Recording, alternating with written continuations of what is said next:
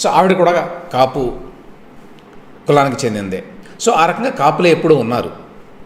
కాపులు కాకుండా వర్మగారిలాగా క్షత్రియ కులానికి చెందిన వ్యక్తి ఒక వ్యక్తి ఉన్నారండి, ఎస్విఎస్ఎన్ వర్మ గారని. ఈయన పేరు ఎందుకు చెప్పుకోవాలంటే ఈయన మరి రికార్డు బద్దలు చేశాడు 2014లో. ఈయన క్షత్రియ కులస్తుడై ఉండి, యాక్చువల్గా క్షత్రియ కులస్తులు ఆ పిఠాపురంలో మినిస్క్యూల్ పాపులేషన్, చాలా తక్కువ మంది ఉన్నారు.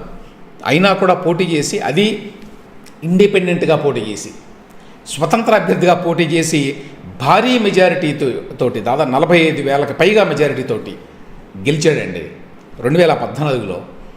అంటే ఎస్విఎస్ఎన్ వర్మ గారి కంటే చాలా పేరుంది. ఆయన అంతకుముందు తెలుగుదేశం పార్టీలో ఉన్నాడు. యాక్చువల్గా 2019లో కూడా పోటీ చేశాడు ఆయన తెలుగుదేశం పార్టీ తరఫున, అందువల్ల గెలిచాడు. కానీ రామ్ గోపాల్ వర్మ కనుక రంగంలోకి దిగితే మాత్రం నాకు చూడాలని ఉంది. కానీ నా కోరిక ఆయన తీరుస్తాడు.